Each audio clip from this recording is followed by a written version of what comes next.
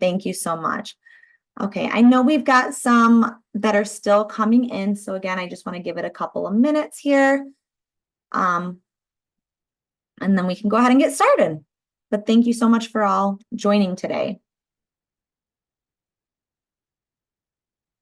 All right, so I'm going to go over, we're going to start off with the agenda here. So pretty similar to past PLCs we've done. We do not have Bank Street here today, but we do have an exciting guest speaker who's coming to present. I'll go over that in a bit, but we're going to start off with a small group breakout session just to allow all of you to kind of collaborate and do some discussion. We're also going to go and do a whole group share out following that breakout room. And then we have Michael Evans, who will be joining us today. He is from the Kalamazoo County for the Adult Literacy Collaborative. He will be coming to present growth through collaboration and sustainability through apprenticeship partnerships. So I will be excited to introduce him later on in this session. And then we'll do another whole group another whole group debrief following Michael's presentation. And then we'll end our PLC like usual with just some reminders, the post-learning survey, and a couple updates from ECIC. So thank you so much again, everyone, for joining. Let's see. I know we're a little bit ahead of schedule here. Does anybody have any questions or anything before we jump into our small breakout rooms?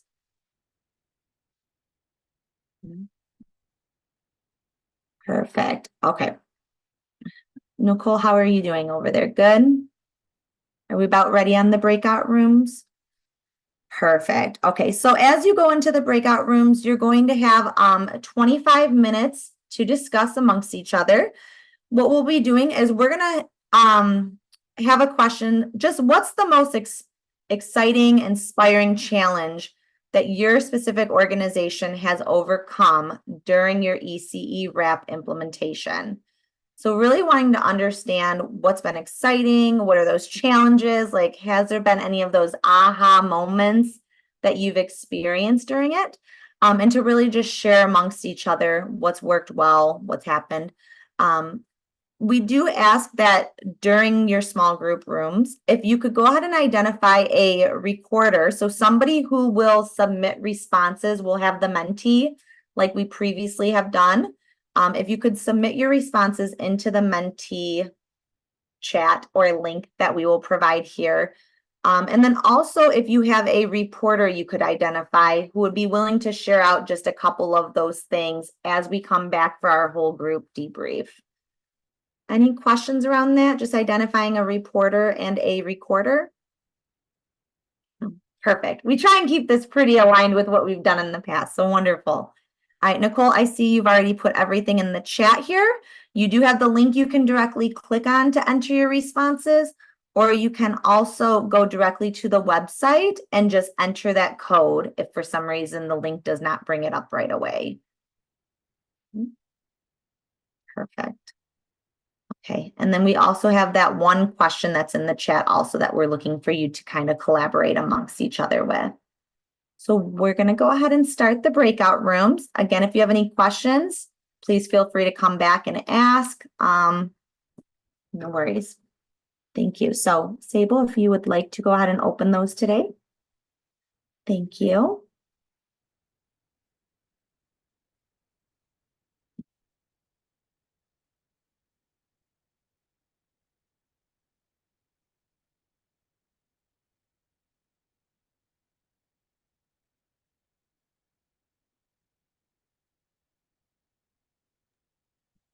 Sable, I went ahead and put Kelly in group 3. And then I'm not sure who fires flies. Looks AI, like no. Carrie, is that you, Carrie? I see. I don't know if it's actually Carrie there or if it's just the transcribing. I put fireflies into room 5. Okay. Okay. Perfect. Can you send them there or? They have to add it. And then there's a green K who I'm about to admit. Okay. A green K. Oh, that's Kevin Kevin Green. Green. Yep. All right. Welcome back, those I can see already. Give it just a minute for these breakout rooms to close.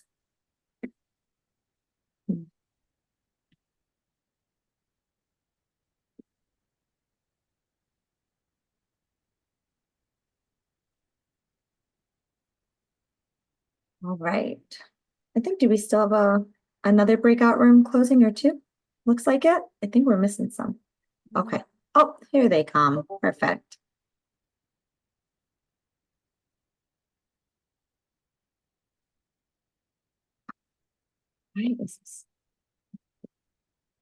All right, welcome back, everybody. So as we mentioned, we're going to do a quick little whole group debrief.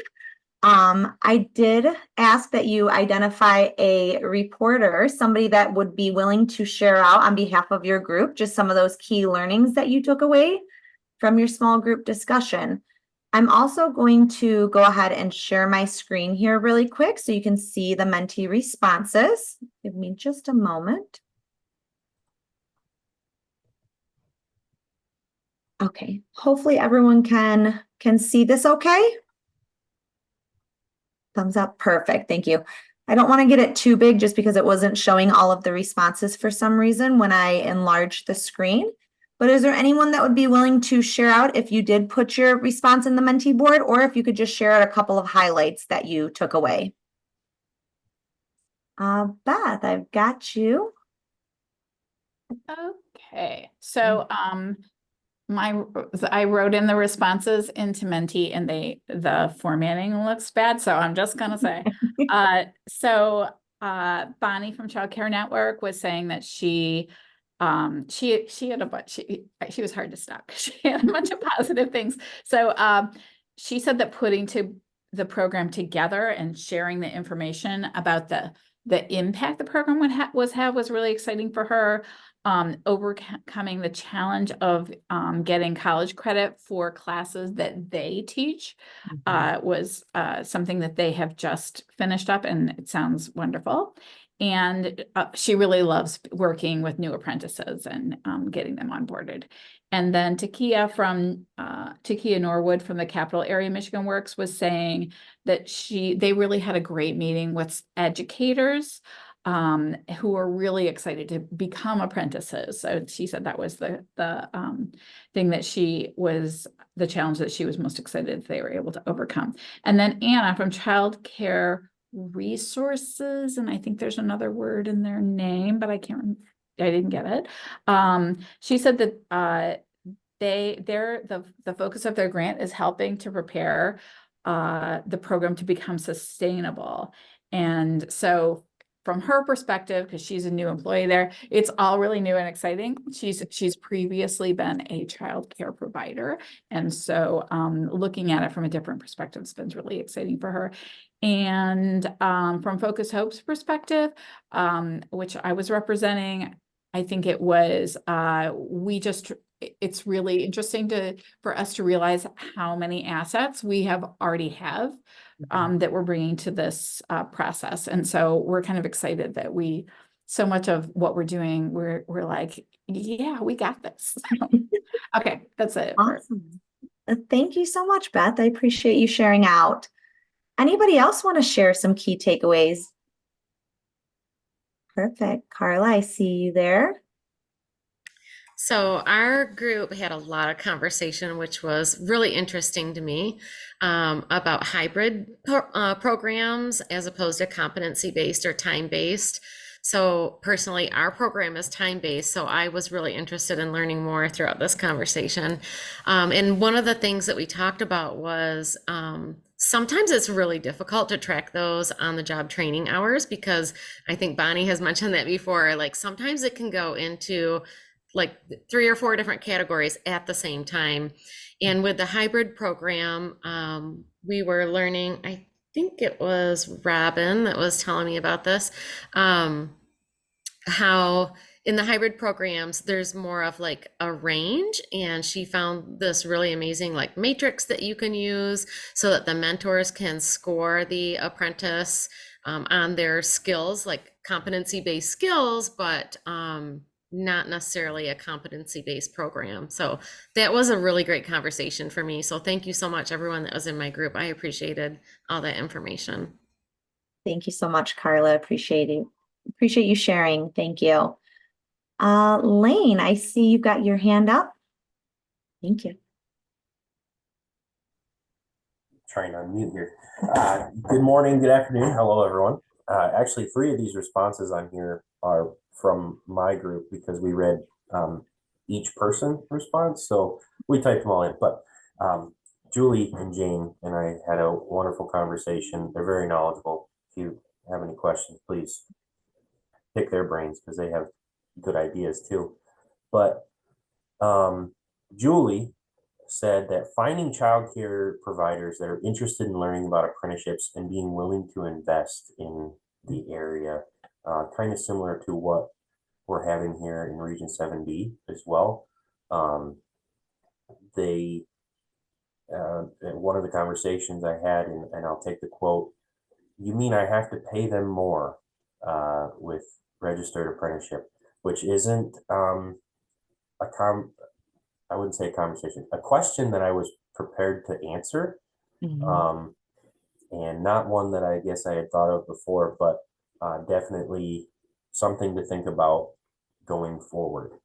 And then Jane said the reporting requirements are heavier than most other grants, and she was referring to the ECE program itself and how the meetings and reporting everything and taking care of all the other aspects, that has been a big accomplishment for Northwest, and how they're doing that is really something to be applauded.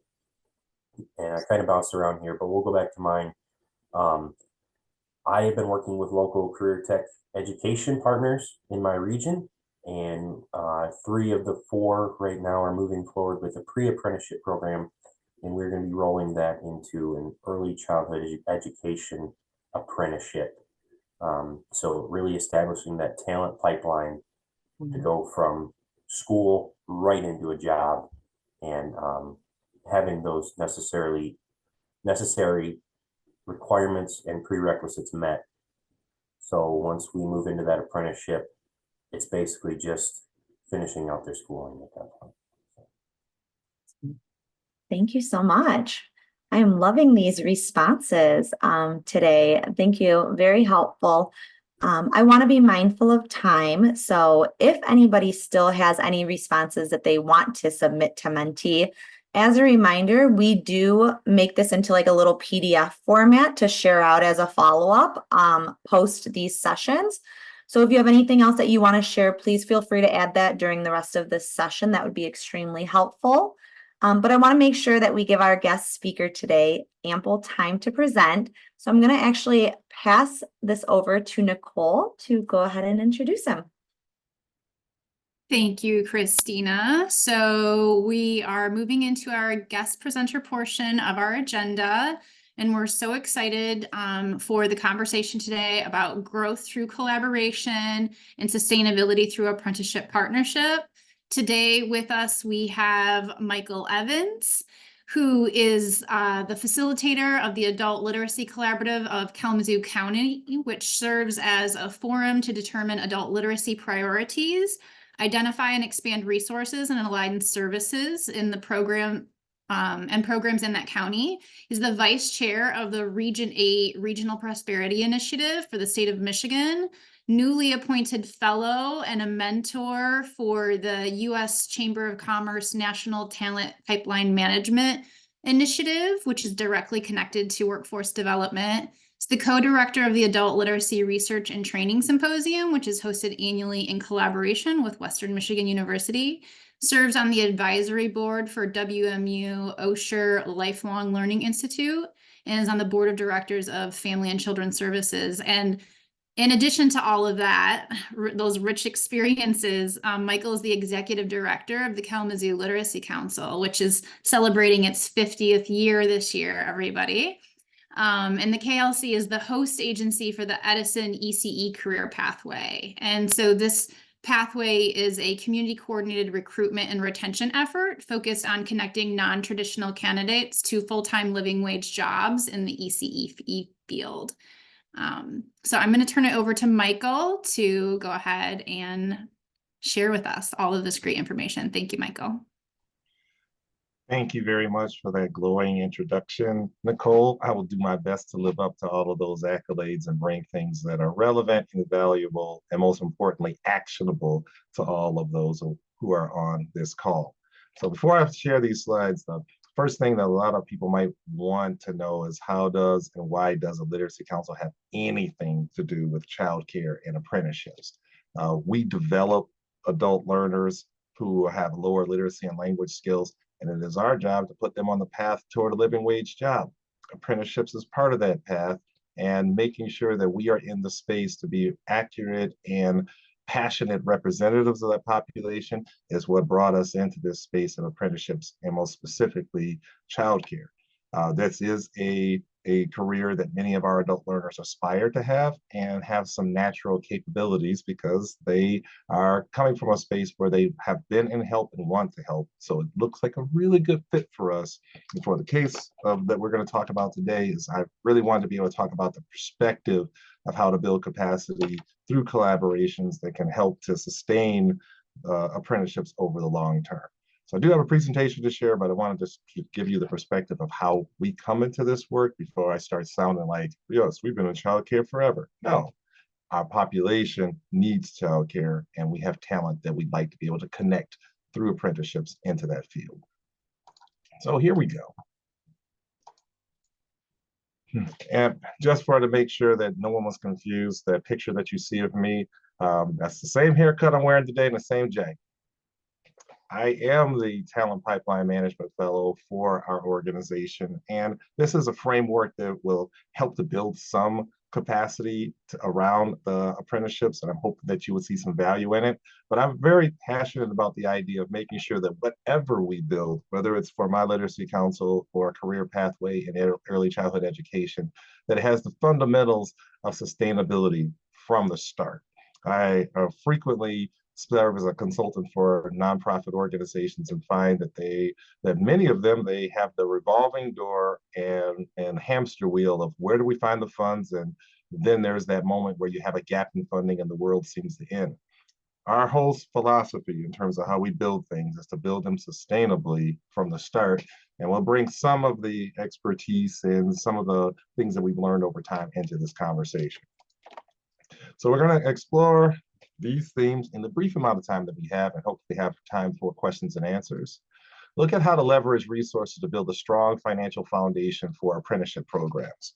I would submit that the resources are there, the coordination isn't. I mean, there are, and every community, and particularly in our state, there are opportunities to be able to connect with resources and to be able to build something that is sustainable, predictable, and ultimately going to be able to expand the vitality of apprenticeships, particularly in childcare. How to organize partnerships that allow for growth utilizing the talent pipeline framework, management framework that we use. And this is a framework that our state has invested heavily in. I fell into this because our local community college was trying to build a career pathway along institutional food service careers, and they invited me to join in to build a career pathway into that. And the state had made it available for scholarships to go to what they call the TPM Academy, which is a framework that the state has invested heavily in. And they seem to be endorsing those works by following up with funding for organizations that are capable of building and leading employer-led collaboratives. And finally, how to build long-term financial sustainability to support apprenticeships and talent development in childcare. I've been doing this work for 13 years, and it's been talent development toward many other places, manufacturing, it's been in food service, healthcare. Childcare became very prominent when, one, our lead employer partner, YWCA Kalamazoo, asked us to develop talent for their new opening of the Dreamery in the neighborhood that I'm in. And two, we added childcare as a support for our adult learners that we serve in our community. We want to make sure that there was sustained support for it so we can grow it predictably over time. This is all around one question. If you want to break it down into everyday people terms, who can do what to help you build? And I would submit if you ask that to everyone who is shaking your hand or clapped you on the back saying you're doing great work, ask what they can do to help you build. And you can have something that goes beyond what I call those letterhead collaborations, where you get a letter of agreement for a grant and then they walk away from it going, good luck with that. I mean, this is really meant with building true, strong relationships that lead toward long-term financial sustainability and give you a lot of capacity that you can be able to feel comfortable and fall back on. So the guiding principles around the who can do what to help you build. Sustainable from the start. We talked to all of our partners. How are we going to sustain this partnership? I want something that's going to be really deep in terms of our connections. When I'm looking for partners, I have a term that I've used for. It's called strategic partnerships. I'm not looking for people who just want to help. I'm looking for people who want to grow with us toward a common end. And one of the first things we talk about is this partnership going to last and is it going to be sustainable? So it's a fundamental principle. If you're not talking about sustainability from the start, one shift in funding, one change in personnel, and all of a sudden, whatever you built is washed away like we had with the last storm. Growth through collaboration. Everyone seems to want to build things, but can you build it through other agencies that already have it? If they already have it, why are we trying to build it? That's why one of the weird things that we have at the Literacy Council is we have absolutely positively zero ambition to ever own a building with our name on it. We don't want that because there's so many other buildings that exist. We just go into those places and set up shop because it's already there. Similar resources are available for apprenticeship programs or any program. Grow into the places where the capacity is, and you won't have to continue to reinvest and triple invest in some systems that are already existing in your community. And finally, alignment with existing funding structures. There are things that happen every year, whether we like it or not. We certainly like it. When you go through the appropriations process for the state budget, you'll see that there are annual investments in childcare, apprenticeships, workforce development, adult education.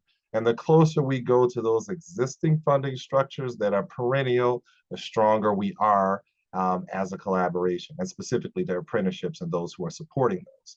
So who can do what to help you build and be sustainable through collaboration and align to the resources that exist that you might not even know about, but your partner should let you know. Those are our guiding principles. I'm going to say this again. What we need is probably already out there in terms of funding, in terms of program support, and in terms of service support. It's a question of can we get everyone aligned around that idea and look at it long term to make sure that with the apprenticeship programs and career pathway programs that we're building are sustainable and capable of producing those long-term results.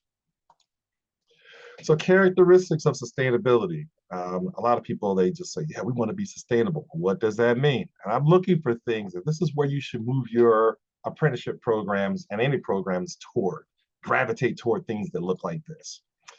Is it renewable? Yeah, I mean, a Literacy Council, we were not eligible for a lot of the state funds and a lot of these other programs until we started to align ourselves around the renewable funds that are there.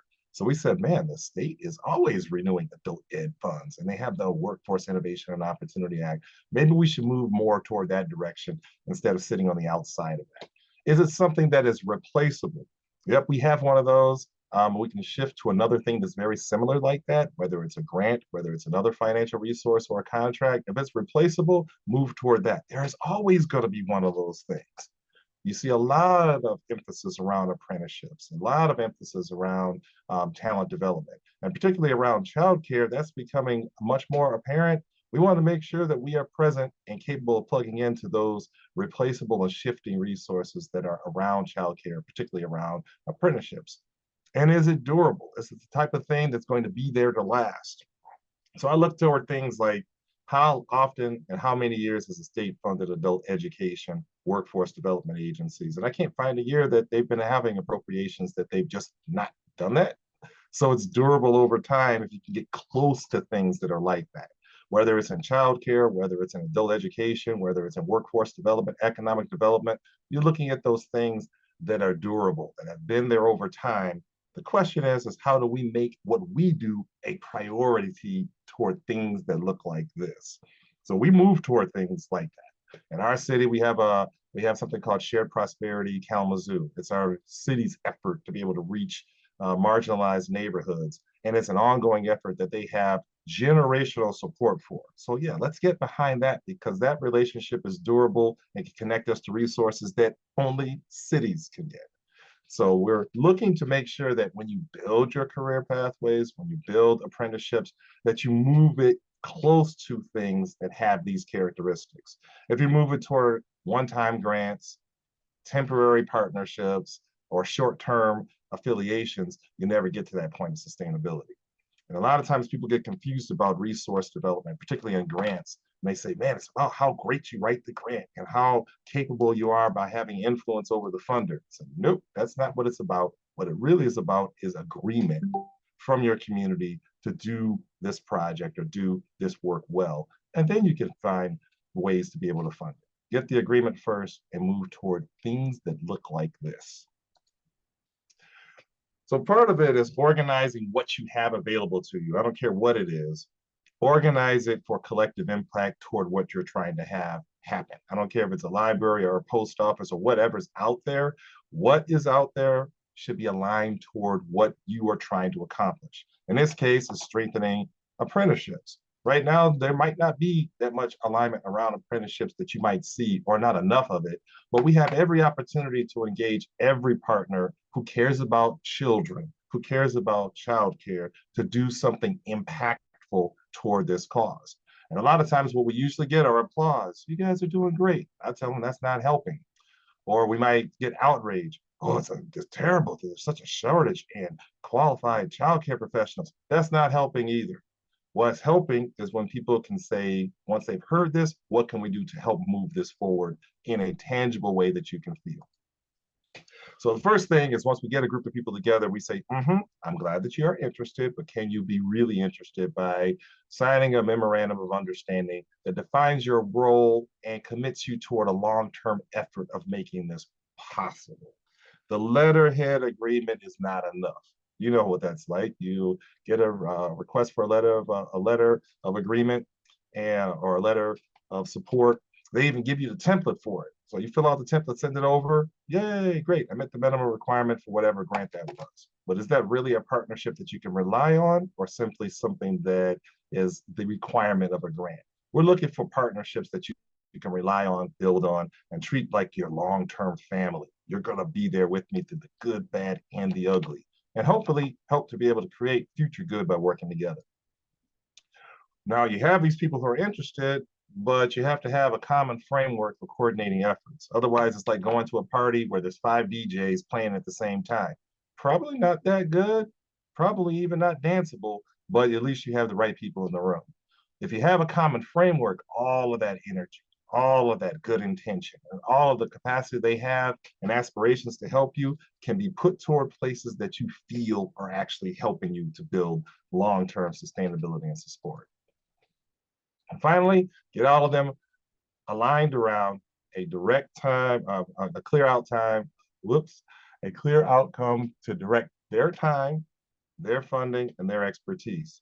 Out of all those things, time is probably the biggest resource that we have the least amount of. We can't spend time wasted in our meetings. We can't spend time talking about things that are not really relevant and impactful. We need to make sure that there's a clear outcome that says, when we come together, our time is going to be focused toward an outcome, and we're agreeing to make sure that we get the most out of it. Our funding is agreed toward an outcome, and we're going to try to get the most out of it. And all of what we know and who we are as far as our expertise is toward an outcome that we all want, and we're going to all work together to get this done. So our example is the Edison Early Childhood Education Career Pathway. And there are many different partners that are in this, and all of them are going, yay, childcare is awesome, apprenticeships are great, but more importantly, they have all agreed toward a common goal, and that's loosely put, increasing the number of qualified early learning professionals who complete childcare apprenticeship and are hired by employer partners. And they have a number in mind. Give 53 of them to our employer partners, of which there are 9 annually that can go through that process, and we are doing good. I call this, we have made a clear line of what we consider minimum good. We are doing good if this happens, if 53 people cross that threshold. Now, if you can establish minimum good and aim every resource toward that minimum good, you have a higher likelihood of achieving it, as opposed to having good in other places that still don't matter for long-term sustainability. Yay, we gave you some flyers. Well, show me how it's going to help us with those 53 people that we're trying to get through the apprenticeship and get through hiring into an employer that's going to take care of them. And I become a lot more interested. So it's really just getting everyone aligned around collective impact, as opposed to giving you things that might be helpful, but you're not sure how they are helpful at all. Another way to look at it is help is help when it feels like help. If I'm trying to work on my lawn today and my plan was to water it, and one of you came over and started like trying to mow when I'm trying to water, you just messed up everything that I'm talking about. So we're trying to get people on the same action. Help is help when it feels like help. So when people give you something, you can say, thank you, let's continue building together, as opposed to, man, I just took a whole bunch of time and energy to say thank you for something that's not really helping me at all. That's waste. We don't want waste in our system. So the framework that we are using to eliminate waste in our system and to have greater focus on a framework that works is talent pipeline management. And this is something that is facilitated by the U.S. Chamber of Commerce, and they are focusing on what they call opportunity population serving organizations. That means if you're serving people who need development and they are under supported and they are marginalized, that's the system of support of the framework that best is aligned with giving them talent development. So when I saw this, as we are tailor-made for it. We have adults that haven't gotten a GED yet. They're still working on their literacy skills. They're working on their language skills. They're immigrants and refugees from many other countries. This is perfect. But then what makes it even better is that employers, they learn how to build these partnerships with organizations like us. And it's based on industry needs, not what my company needs, but what my industry needs. So this is a big shift. I know you might work with employers, but if they are looking collectively at their industry and then they're asking you to help them meet their talent supply needs, not just for themselves, but for their industry, once they choose their geographic area that they're trying to focus on, you start to have a much more combined impact, as opposed to having one employer that you might work with a little bit to get a couple of hires. This is more of a global and systemic solution. This is driven primarily by people who go through the TPM Academy. I have been through the TPM Academy. I've been a mentor and a fellow for other employer-led collaboratives who've gone through this process, and it works. It gets the employers who are the end users of all the people who we develop. They are the ones who hire, so they're the customers. It gets them invested, as opposed to sitting back and waiting for us to magically develop people for them to hire.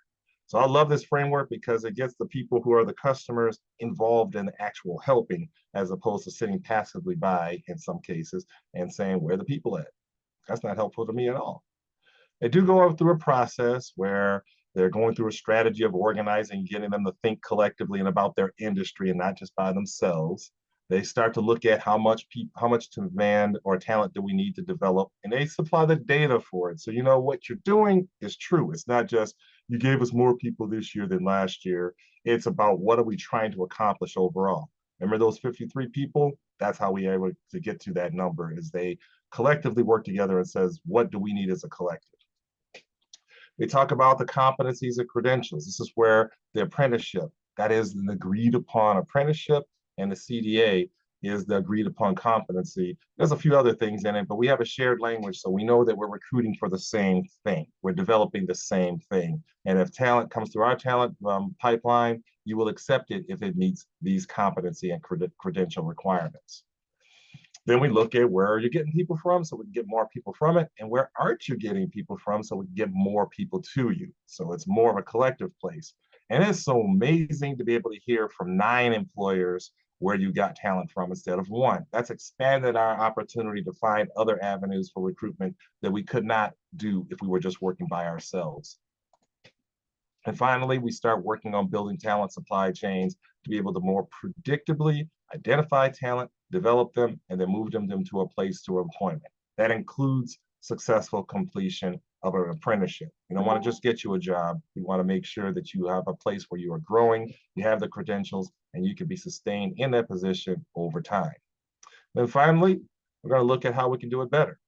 So this is a framework that usually is applied toward other industries. Childcare was like way on the other side of it. In fact, our collaboration, our employer-led collaborative, is the first in the nation that is actually a part of their national network of TPMs that focuses exclusively on childcare.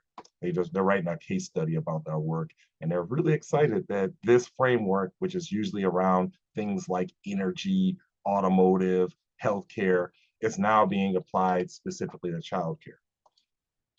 I'm not going to go too much into this other than to say the employers, they understand this much better, especially those that are working in the hard production of supplies and materials.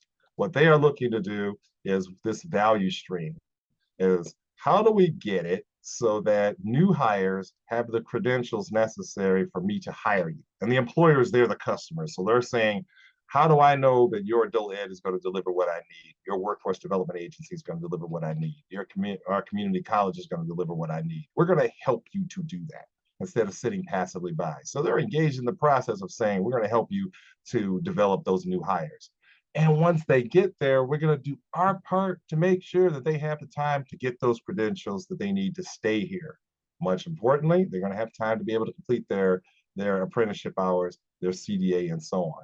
And they have that commitment to being able to do that. Who can do what to help us build this? Alignment around an end-to-end talent pipeline focused on identifying individuals who want to get into childcare, the completion of their apprenticeship, and long-term sustained employment in a living wage job. What a wonderful thing to get behind and to have everyone in the same space behind. So we see this as a supply chain approach. If you don't know about supply chain management, every time FedEx, Amazon, or everyone else seems to be able to magically deliver boxes that you asked for just 48 hours ago and sometimes less than that, they have a really efficient system of making that happen. So the same thing that they're doing to be able to predictably, on time, on spec, get things to you with a satisfaction and a survey at the end saying, yay, Yelp is wonderful, they are now applying to people. That's the big thing. And a lot of the employers, especially if they're in those other production areas like manufacturing, they understand this inherently. That is what they do every day. But they've never really looked at it from a talent development perspective in many cases until the talent pipeline management framework was introduced. How does that make it for apprenticeships more easily to be supported? The employers are including you more intentionally in their supply chain. And every employer who understands supply chains invests time and energy in making that supply chain reliable. Do you work with employers that wait for you to deliver talent? Or are you working with employers who are investing time, energy, and expertise to develop talent with you? That's the biggest difference. So using this approach is something that many businesses and many sectors are much more aware of. And they are understanding that they do get a much more true return on investment because they are investing in and taking ownership over that supply chain. Right now, if you are working with employers and they're passive in it, they're not seeing you as part of their supply chain. They're seeing you as a person who contributes maybe talent every once in a while. We want our employers to say, no, you are our supply chain, and we need to take care of you and do our part. So that's what TPM is all about, shifting that mindset so that we're not on the outside of the work. They have adopted us as their talent development partners, and they're going to do their part to make it possible. Hopefully you're excited by that, because almost every room I've gotten into is you look around at each other and they're solving some great program or community challenge, and they say the one thing that's missing are the business voices. This one, the business voices are in the room from the start, and they help you to be more sustainable. So who can do what to help you build? around apprenticeships, around this framework, the employers. Start with them, and your apprenticeships and anything for talent development is going to be much more stronger. We want them to own this. We don't want them to sit back passively and say, how you doing? We want them to be a part of saying, we're going to help you to do this better. We want the workforce development agencies to treat our apprenticeship in this sector as a high priority. You know, there's manufacturing and there's energy and there's healthcare, all these other sectors that our workforce development agencies are responsible for. And childcare is kind of on the bubble because sometimes it's regarded as, well, they're not going to get a living wage job. We have a unique time right now that because they are seeing this a little bit differently, workforce development agencies can treat us with the same level of priority as they do some of those other sectors that are traditionally a part of a state's economic development plan. Build education and talent development partners. Yes, we need to see them as direct partners in developing talent and utilizing their resources, financially and otherwise, to build apprenticeships. As a literacy council, it wasn't until an employer, YWCA Kalamazoo, asked us to be involved, and we aligned our services to be more specific and relevant to developing talent that is capable of increasing success and completion of apprenticeships and childcare. But we had to be asked, and now we're in it. Post-secondary education, that's a given. That's where a lot of the credentialing happens. And other community-based organizations. I don't care who they are. If you say, do you care about childcare? They say yes. We say, well, let's find a way for you to help. Whether it's recruiting talent, whether it's promoting our work, whether it's giving to it or being an advocate for it, we want to have everyone aligned on helping us to build this career pathway or this apprenticeship program. When you have this type of alignment, it's no longer your responsibility by yourself. It is a collective responsibility of a community. So I look at it, and at least in our community, is what can Kalamazoo do to make this possible? Not what can the Literacy Council do, not what can our lead employer, YWCA Kalamazoo, do. It's what can our entire community do to make this possible? And we bring them into the TPM framework, try to coach them to be better angels and better partners, and they get better results. Philanthropic partners, they end up being the last piece of the puzzle. A lot of people want to write the grants first, get all the rest of this organized. The philanthropic partners, they have enough agreement for the funds and other types of supports to come much more easily. So in the Edison Early Childhood Education career pathway, since we've aligned around TPM and I've been focusing as their TPM fellow, these are some of the things that we have. Our employers on their own are saying, yeah, we do need to pay more. And guess what? It's better for us. So they're committing to paying a living wage, and that helps us to be able to know that we're recruiting talent in a way where they're going to be supported well enough to be able to be there long term. The employers made that a commitment. We can't tell them to do it. We can just advise them to do it, and then they come up with the agreement to be able to do so. But that's good. But they also make other investments. We're going to let them have time to be able to take their studies. We're going to really be present enough to be able to help identify resources and be a voice of advocacy to be able to increase investment in this particular career pathway. Our workforce development agency, the most prominent one, is Michigan Works Southwest. They already have career coaches. They use that for every sector. We are borrowing them and embedding them into our program as part of our faculty. We don't have to pay extra for that. This is what they do as their ongoing vocation. They also help with employer contacts. Maybe we can expand our employer collaborative. Maybe we can get businesses that rely on childcare to be investors in childcare. And they also help us to have access to funding resources that they, as a Title I agency, can get. One most recent is they were the recipient of a state apprenticeship expansion grant. We couldn't get it, they could, and they decided to choose childcare and the apprenticeships that we are working on as their project.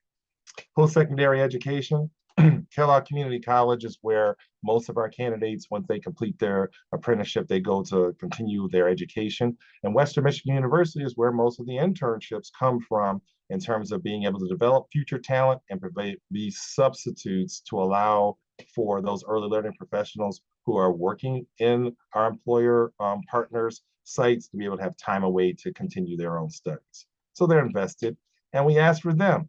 what kind of funding that you can get as a university or post-secondary education institution to help us grow. Your universities, I'm not. Go find a way to be able to invest. Adult education and talent development, that's where we fit in. And we partner with Goodwill Industries. They have an adult education program, KRESA does. And Southwest Child Care Resources, that's the place where the credentials are and the apprenticeship is. So we have access to emerging talent, wraparound services, and again, access to funding that is specific to those sectors. And a recent example is the Literacy Council. We are the only literacy council in our county. The state authorized something called the Adult Literacy Opportunity Fund that only literacy councils can get. And we allocated some of our funds for wraparound services for this program. Only we can get it, and we gave a portion of it toward this career pathway. Pretty cool. And our philanthropic partners, local or otherwise, yay, thank you, ECIC. We try to make sure that there's some family of philanthropic partners that we can continue to work with, and they provide direct funding support. And we try to do this collectively. So if there's a new resource, we all try to get it, as opposed to, we're not going to let people know that we're applying for it. We do better when we work together to do that. And then any other community-based organization that can help us recruit, promote, or have access to other funding resources. When you have this type of alignment, you have greater sustainability, because it is not up to you by yourself. It's not up to your apprenticeship program by itself. It's not up to you as an agency by itself to be able to get it done. So alignment with existing structures means doing this thing called braided funding. However you are funded, however they are funded, how can we get it so that your funding can be blended with ours toward our outcome of sustaining this apprenticeship or this career pathway program. That includes those organizations that are supported by Workforce Innovation and Opportunity Act funds, a lot of adult ed programs. They can write that into their next grant. Incidentally, the next state grants just are going in on Friday, and our regional partner is writing in career pathways as part of their grant. Awesome. State apprenticeship expansion. That was a really good example of that. Is how can we get it so that that apprenticeship expansion program that's available for all sectors can be brought into childcare. Integrated education and training funds. These are for adult eds and workforce development agencies to have integrated education and training programs specific to a particular field, in this case, childcare. So can we get more IETs around childcare? These are funded every year. Why not make it so that it's predictable for a particular apprenticeship in our sector of childcare?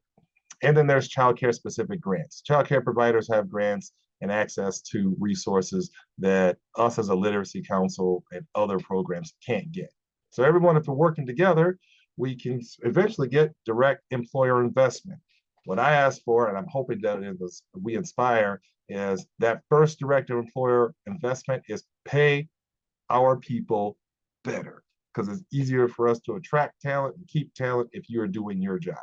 So that's an investment, and there's a self-interest investment if they are doing it, but they also, if they have philanthropic capabilities, can invest. And this is not just childcare providers, but we have a lot of our corporate sponsors for different programs. They can pay into this too.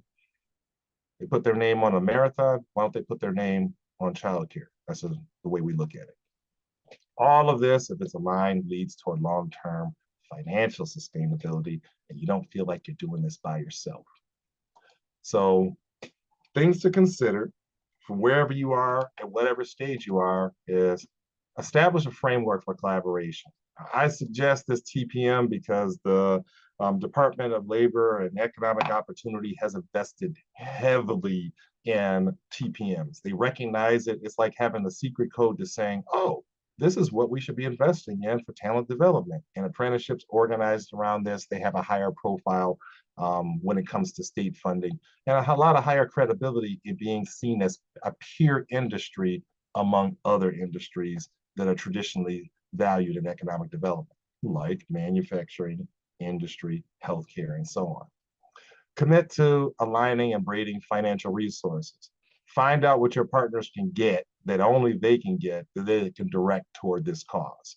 And that helps you to be able to have expanded access to funding sources that you could not get just by asking for it alone. And focus on sustainability from the start. This is not a short-term thing. This has to be something that we are committed to over the long term. Childcare is a forever need. So we need people who have a longer view of it, as opposed to during this grant period, we'll do X, Y, and Z. It's no, during the lifetime and the lifespan of this issue, we are willing to do our part to help you win. So that's just some of the things that we're talking about is when it comes to growth through collaboration and a few of the strategies for sustaining apprenticeship partnerships. I hope that this has been helpful. I'll answer any questions that you might have. Thank you so much, Michael. Just a great presentation. Really appreciate you bringing your knowledge and expertise to the group. So we do have just a few minutes.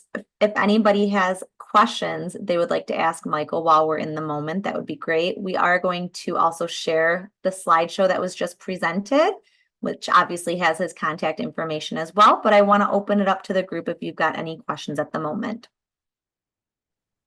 Dick, yes, please go ahead. Yeah, Michael, good to see you, sir. Question, when you mentioned the employer partners and paying a sustainable wage, can you give us kind of what that really looks like in terms of real money, real dollars? Yeah, we did a survey of a lot of our providers that we had within the Edison neighborhood, which was our focus. And we were seeing that entry-level positions were being paid $10 to $12 an hour. That was what they were paid most commonly among those providers that were in that neighborhood. All of those, after seeing that data, they committed to paying at least $15 an hour to get started. And many of them have exceeded that amount because they can see the value of what it means to attract better talent and retain better talent. But first of all, we need to know what they were paying before. It was like, $10 to $12 an hour. That's not very good for developing or attracting any talent, and it certainly isn't good for sustaining it. So that's one of the things that we look at. Hopefully over time, as we show that we are capable of more predictably developing talent that can do better work, and also showing them ways that they can get reimbursements because they've allowed their employees to participate in training and credential attainment, that they reinvest in the thing that matters first and most, pay our people better.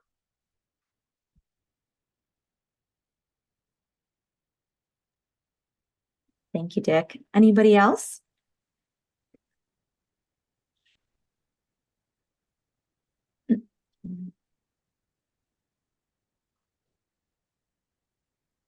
So are any of your organizations currently identifying a gap in ECE RAP funding after this grant at the moment? And if possible, like what areas?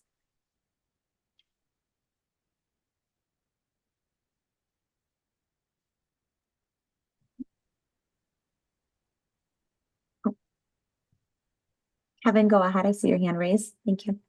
Hey, thank you so much. And we are always looking for more funding, but more particular, I think that once this grant sunsets and these funds go away, our biggest concerns are the reimbursements for RTI training.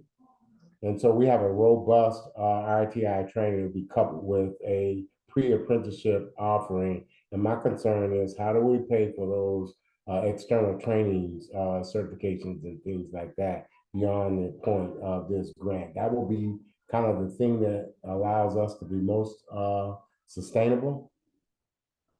And then just a side note of why I have the floor, great presentation from Michael.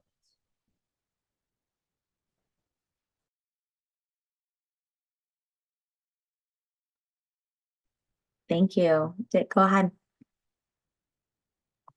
Yes, I want to affirm what Kevin just shared. Now Michael, I get you now when you talk about that talent pipeline management academy. Excellent presentation. I like how you put it all together, the pieces. Just my thoughts in this work, about I like what you said, Michael, about early on, that it has to be renewable and predictable, these funding sources. I think as our economy continues to struggle to get enough people in the workforce in general, and we've always heard that early childhood education and care is foundational to people getting to work. I keep telling my people that work in this space, look, the dollars will be there. Just trust. Don't worry about next year. We got enough work ahead of us today if we do our work well today. So I love your target 53. Brilliant. If we do our work today, well, don't worry about next year. Because if next year doesn't get funded, that means we're all in a world of hurt. So, but yeah, I just, again, I want to echo Michael's comments too. I appreciate the ECIC, your leadership in the state level, getting some things done. So, and these learning communities have been helpful. I'll miss doing this after the grant's over as well. So we got to figure out a way to keep this conversation going as well. Thanks. Thank you, Dick, and I appreciate you saying that. That is some of our conversations as of late is how do we continue, the conversations and the collaboration, even if current funding ends, with some of our grantees and things like that. So I appreciate you addressing that here. So I do want to save a few minutes for some closing announcements, and I just want to thank you again, Michael, for being here today and really just bringing your expertise to our group so that we can understand how to keep this going in the long run. So if you all can just bear with me just a few more minutes, just some important announcements here. I'm going to have Nicole, as usual, post the link for our post-learning survey in the chat, just so we can get your feedback prior to going into our last learning community coming up in June, which is crazy that we're there already. A couple other reminders. So we do have our next session of optional office hours taking place not next Tuesday, I'm sorry, 2 Tuesdays from now on May 28th at 1 o'clock. Bank Street, our partners at Bank Street will still be joining us at those office hours. We have our last round of progress meetings coming up here in June. Again, crazy that it's our last ones, but just stay on the lookout for more information for that. And then the last announcement that I have is, so as you know, a while back, ECIC had received a federal earmark from the USDOL, providing us with this exciting opportunity to apply for, which would allow our design grantees to work towards scaling up their ECE wraps. I'm excited to announce formally now that we have been awarded these funds. We're very much looking forward to the continuation of this work and continuing our ongoing partnerships with all of you. We're also excited to share that since that application, we have since welcomed Focus Hope into this work, who is now getting this work spread across Wayne County, which is super exciting, meaning that all of the counties across Michigan are being represented at this point. Just in order to accommodate that expansion into Wayne County, there are going to be some slight modifications to the amounts that each organization was originally presented with that they're eligible to apply for. I don't want to go too much in detail about it, but I wanted to give a quick little announcement about that. But we will be sending in some email communication here in the next coming days to kind of provide you all with more details about what that's going to look like, and then the associated next steps that will be coming along with that grant opportunity. So I just wanted to kind of put that out there to make sure everyone's aware of kind of where things are at, because I know there's been multiple questions throughout progress meetings and things like that. So other than that, that is really all I have today. So again, thank you all for joining us. Thank you, Michael, and for all of the creative and collaborative conversation that took place and the great questions that you all asked. So I hope you all have a great rest of your day. Hey, Christina, this is Liz. I have a question about what you just Absolutely. Yes, absolutely. Are you talking about reallocating from our current awards or pulling from? Okay. That'll be for the next round of funding. Got so it. just letters of commitment that were initially presented, we have to just make some slight modifications. But again, we'll kind of share all of that. And if you guys have any questions in regards to once you get that email communication, you're welcome to reach out, of course, with any questions you might have. Absolutely. Thanks for that clarification. Of course, no problem. Thanks, Liz. Right. Yep. See ya. Bye. Bye.